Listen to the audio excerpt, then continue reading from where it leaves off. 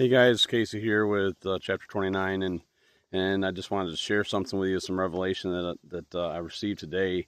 And as I was going through the book of Acts, I was reading in chapter 10, and I came across a character by the name of Cornelius. He was a centurion. He would have been a Gentile, a Greek, however you want to look at it.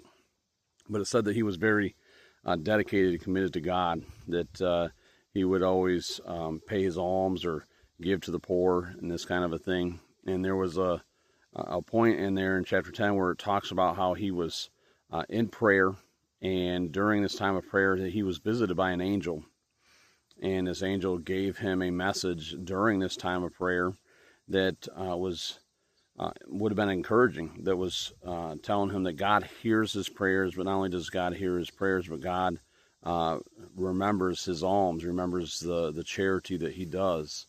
And so in this chapter, it's significant because we also see that Peter happens to be on the rooftop, and he's going into prayer as well when the Lord gives him a trance or a vision, and he sees this bed sheet come down and so on and so forth.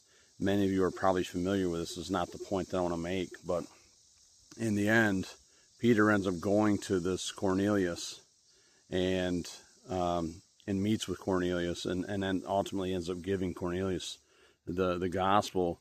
The point I want to make is that what we're seeing here, biblically speaking, is there's things that are happening during these times of prayer, that it was a practice, if you will, of the Jewish people to come to prayer 3 times a day. They would come into prayer at 9 in the morning, they would come into prayer at noon, and they would come into prayer at 3 in the afternoon, consistently, regularly, every single day. And yes, this may seem very religious, meaning that it's something that is routine or practice often. And I just want to assure you that this is not necessarily just an Old Testament practice, but this is also something that we see was taking place by the apostles in the New Testament also. And so I believe this is a practice that is meant for the church, us fellow believers, servants of the Most High God, that we're still should be doing this. And yes, Paul told us to pray without ceasing. And yes, that means literally to just always be in the presence of the Lord, always be ready to hear from him, to speak to him.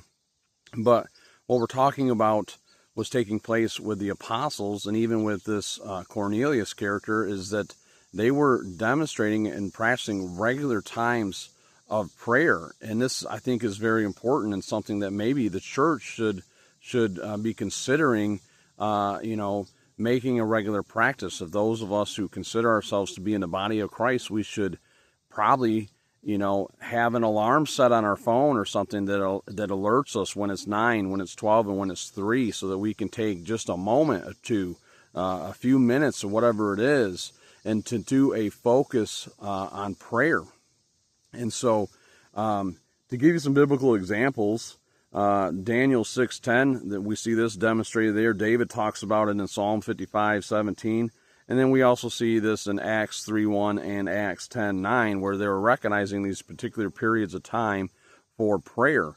And we have to remember that the book of Acts is meant to be a template, a layout of how the church is to be and how the church is to act. And if you would actually just think about the effectiveness that this might have, if we were to, all together, come together in this corporate, concentrated, an intentional time of prayer, plus keep in mind that we're all in different time zones. And if this is something that were to spread in the body, this was a practice that was to come back to the body of Christ, that we would begin to see altars being shattered, that we would begin to see strongholds tore down, that we would begin to see chains broken and barriers removed, that the atmosphere would change and environments would change as well.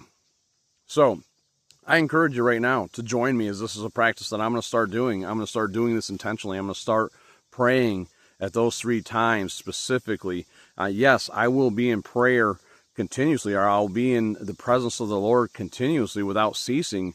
But I am going to take these 3 times throughout a day to focus and to send up prayers to the Lord, because we see that when we do this, that the Lord shows up. He sends messengers and mighty things happen.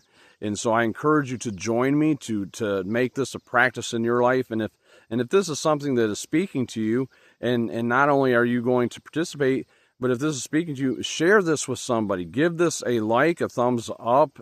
Share this with someone.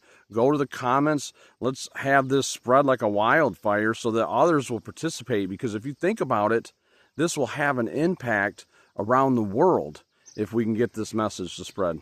So bless you guys. Love you. Hope this was helpful and encouraging. I thank you for tuning in. And until next time, we'll see you later.